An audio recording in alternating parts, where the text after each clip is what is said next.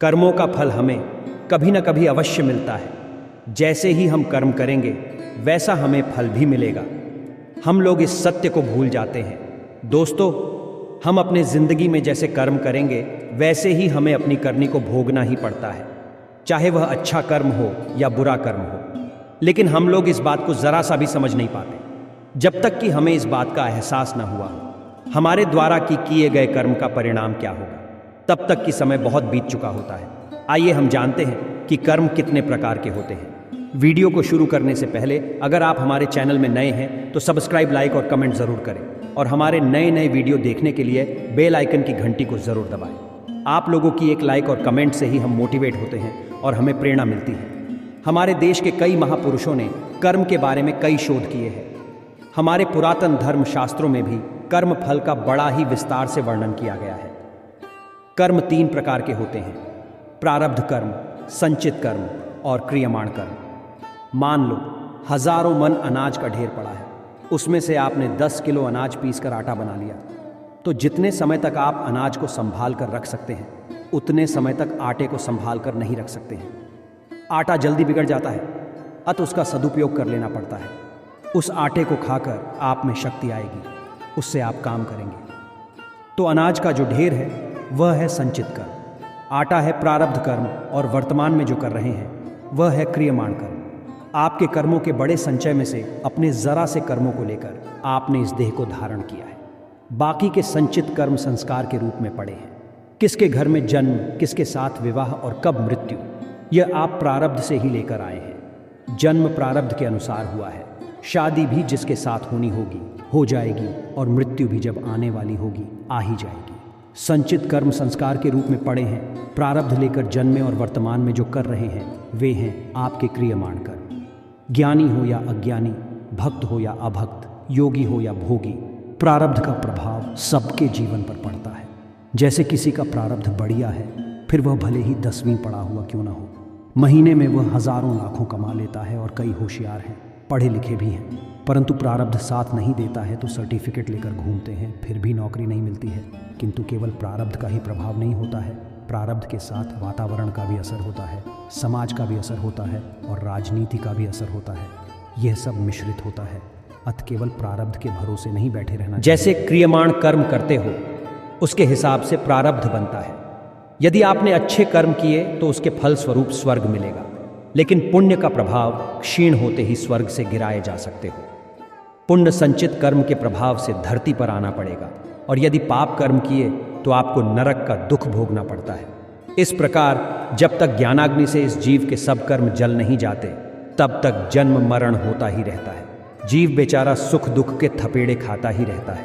गीताकार श्री कृष्ण ने कहा है, यथैधांसि समिद्धो सग्निर्भस्मसात् कुरुते सर्जुन, ज्ञानाग्नि सर्वकर्माणि भस्मसात् कुरुते तथा। हे अर्जुन, जैसे प्रज्वलित अग्नि ईंधनों को भस्ममय कर देती है, वैसे ही ज्ञान रूप अग्नि संपूर्ण कर्मों को भस्ममय कर देती है।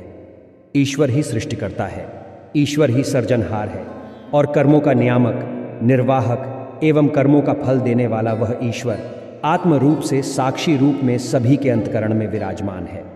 हम कर्ता भाव से जैसे कर्म करते हैं उसी के अनुसार हमें अच्छा या बुरा फल मिलता है। धर्मात्मा धर्म करके हर्षित होता है लेकिन अपने को धर्म करने वाला मानता है। अधार्मिक अधर्म की बातों से सुखी होता है लेकिन वह भी अपने को अधर्म करने वाला मानता है। दोनों ही अपने को कर्म का कर्ता मानते हैं, अत कर्म करके सभी सुखी होते हैं तो कभी दुखी होते हैं, क्योंकि जहाँ लगी है कर्तव्यता तहाँ लगी है अज्ञान।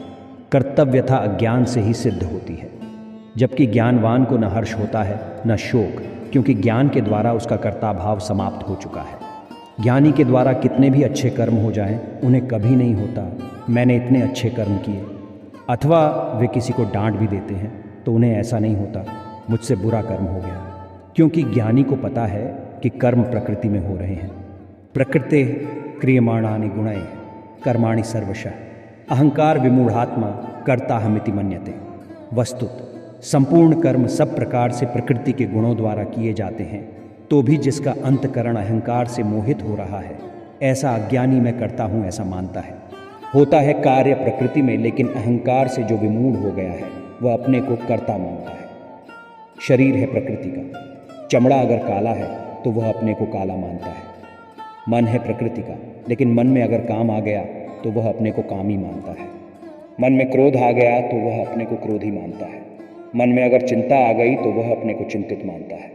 मन में अगर भय आ गया तो वह अपने को भयभीत मानता है। वस्तुतः काम, क्रोध, लोभ, मोह, भय, चिंता आदि सब आते जाते हैं। हम तो उनको देखने वाले हैं, किंतु इसका हमें ज्ञान नहीं है, इसीलिए उनसे प्रभावित हो जाते हैं। परंतु जिनको सत्कर्म, सद्बुद्धि एवं सद्गुरु की कृपा से ज्ञान हो गया है, वे महापुरुष इन सारी भ्रमणाओं से, सारी परिच्छिन्नताओं से पार हो जाते हैं। भगवान कहते हैं, यथैधांसि समिद्धोग्निर्भस्म सात्कुरुते अर्जुन, ज्ञानाग्नि सर्वकर्माणि भस्म सात्कुरुते। तथा जैसे लकड़ी के ढेर को आग जलाकर भस्म कर देती है, वैसे ही ज्ञान की अग्नि से जीव के सारे कर्म बंधन, संस्कार भस्मीभूत हो जाते हैं। जो संचित कर्म हैं वे भी भस्म हो जाते हैं। क्रियमाण कर्म भी वह कर्ता भाव से नहीं करता, इसलिए उसे कर्म का फल नहीं भोगना पड़ता है और प्रारब्ध कर्म भी बीत जाते हैं। अज्ञानी अपना प्रतिकूल प्रारब्ध रो रो कर भोगता है। हाय, मुझे इतना दुख है, ऐसा है, वैसा है, और अनुकूल प्रारब्ध को खुश होकर भोगता है। मैं बड़ा भाग्यशाली हूँ, मैं बड़ा सुखी हूँ। लेकिन ज्ञानी को प्रारब्ध कर्म होते हुए दिखते हैं। ज्ञानी अपने को सुविधा में सुखी नहीं मानता और असुविधा में दुखी नहीं मानता। ज्ञानवान समझता है कि प्रारब्ध शरीर का है, शरीर से गुजर रहा है। अज्ञानी भोगे रोकर या आसक्त होकर, ज्ञानी भोगे साक्षी सम होकर। अज्ञानी दुख के दिन रोकर भोगता है और सुख के दिन आसक्त होकर भोगता है। ज्ञानी सुख के दिन भी विनोद मात्र में भोगते हैं और दुख के दिन भी। एक महात्मा से पूछा गया, महाराज, जब देखो आप शांत और सुखी नजर आते हैं, क्या आपको दुख नहीं होता है? महात्मा बोले, दुख आता है। महाराज, आपको दुख नहीं होता है? नहीं, दुख आता है। मैं दुखी क्यों हूँ? मैं उससे मिलता नहीं हूँ। दुख आता है, मैं उसे देखता हूँ। ऐसे ही आप भी दुख से मिलो नहीं, उसे देखो तो वह गुजर जाएगा। दुख होता है मन में और हम मन से जुड़ जाते हैं, इसीलिए दुखी हो जाते हैं।